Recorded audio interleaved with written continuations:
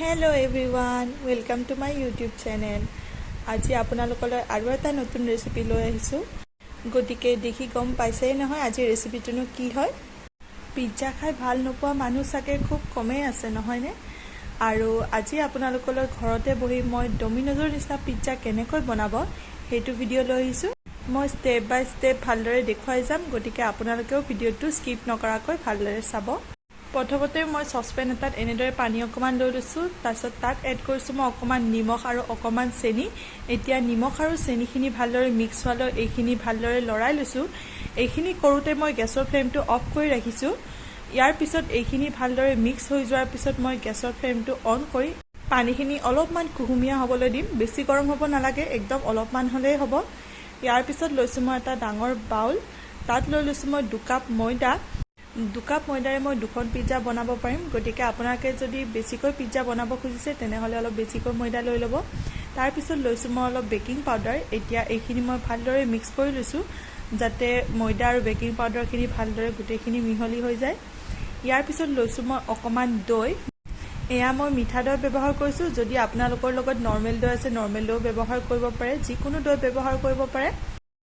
ইয়াৰ পিছত হাতেৰে আকৌ এবাৰ মই আটাখিনি ভালদৰে এনেদৰে মোহাৰি লৈছো যাতে ভালদৰে গোটেইখিনি আকৌ এবাৰ মিক্স হৈ যায়। তাৰ পিছত কুহুমীয়া পানীখিনি অলপ অলপকৈ এড কৰি মই ময়দাখিনি ভালদৰে মঠি যাম। দৈ আৰু বেকিং পাউডাৰ এইকাৰণে ব্যৱহাৰ কৰা হয় যাতে পিজ্জাৰ ডোটো ধুনীয়া সফ্ট হৈ উঠে আৰু ময়দাখিনি অলপ ফুলি উঠে। আৰু ইয়াৰ পিছত ময়দাখিনি মই এনেদৰে ধুনীয়াকৈ মঠি ল'লো। ময়দাখিনি যিমানে মঠি ল'ব পাৰে সিমানে ভাল, তেতিয়া ডোটো ধুনীয়া সফ্ট হৈ উঠে।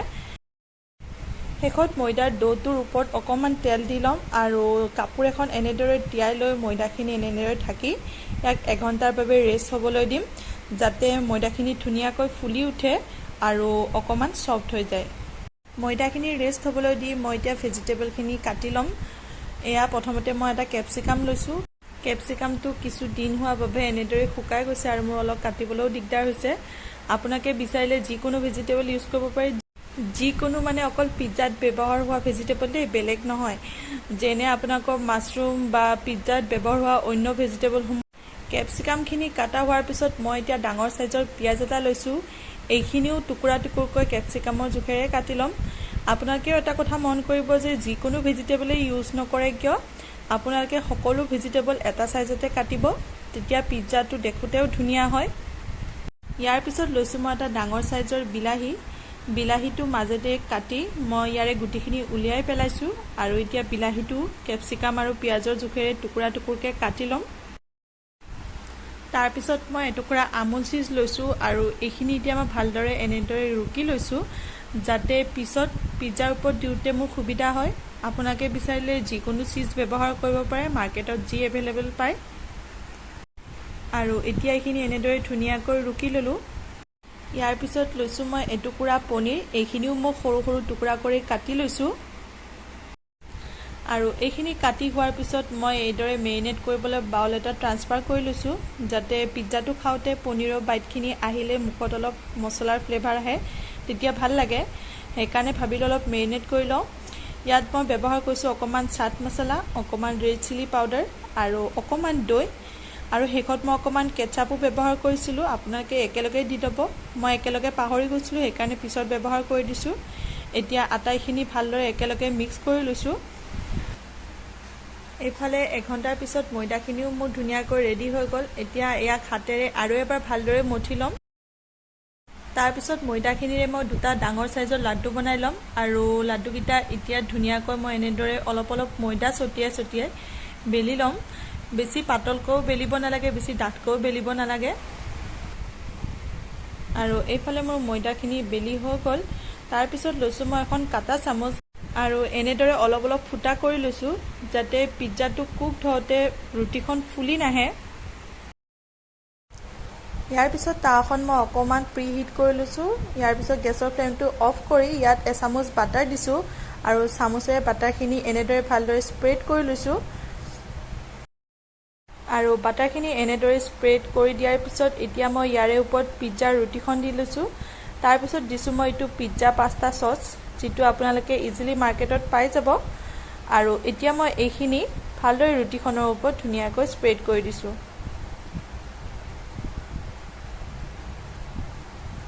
এইখিনি স্প্ৰেড কৰি হোৱাৰ পিছত এতিয়া মই প্ৰথমতে দিছোঁ কেপচিকামখিনি হাতেৰে ভালদৰে এনেদৰে চাৰিওফালে স্প্ৰেড কৰি দিছোঁ তাৰপিছত দিছোঁ মই এনেদৰে কাটি থোৱা পিঁয়াজখিনি এইখিনিও মই চাৰিওফালে এনেদৰে স্প্ৰেড কৰি দিছোঁ তাৰপিছত বিলাহীখিনিও এনেদৰে ওপৰত দি লৈছোঁ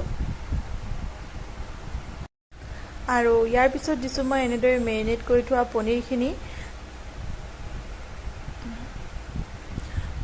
দিয়া হোৱাৰ পিছত এতিয়া মই আমুল চিজখিনি লৈছোঁ আৰু চাৰিওফালে এনেদৰে হাতেৰে স্প্ৰেড কৰি দিছোঁ আমুল চিজ অকণমান বেছিকৈ ব্যৱহাৰ কৰিছোঁ কাৰণ পিজ্জাৰ মেইন ইনগ্ৰিডিয়েণ্টছটো হৈছে চিজ নহয় জানো আৰু চিজ নহ'লে খায়ো ভাল নালাগিব আৰু আটাইতকৈ শেষত দিছোঁ মই এয়া অৰিগেনো এইটো মাৰ্কেটত ইজিলি পাই যাব আপোনালোকে এতিয়া অৰিগেনোখিনি এনেদৰে চিজৰ ওপৰত ভালদৰে ছটিয়াই দিছোঁ যাতে ধুনীয়া ফ্লেভাৰ এটা আহে চিজৰ লগতে অৰিগেনোটো পিজ্জাৰ এটা মেইন ইনগ্ৰিডিয়েণ্টছ হয় আৰু অৰিগেনোটো নহ'লে খায়ো ভাল নালাগিব আৰু এইখিনি কৰোঁতে এটা কথা মন কৰিব যে মই গেছৰ ফ্লেমটো অফ কৰি ৰাখিছিলোঁ এতিয়া মই গেছৰ ফ্লেমটো জ্বলাই একেবাৰে এইখিনি ল' হিটত ৰাখি 25 to 30 মিনিটছৰ বাবে কুক হ'বলৈ দিম এয়া 22 to 23 মিনিটছৰ পিছত মোৰ পিজ্জাখন ধুনীয়াকৈ ৰেডি হৈ গ'ল 30 মিনিটছ নালাগিলে আৰু মই শেষত সুইট কৰ্ণো অকণমান দি দিছিলোঁ কাৰণ তেতিয়া মই দিব পাহৰিছিলোঁ আপোনালোকৰ লগত যদি নাই তেনেহ'লে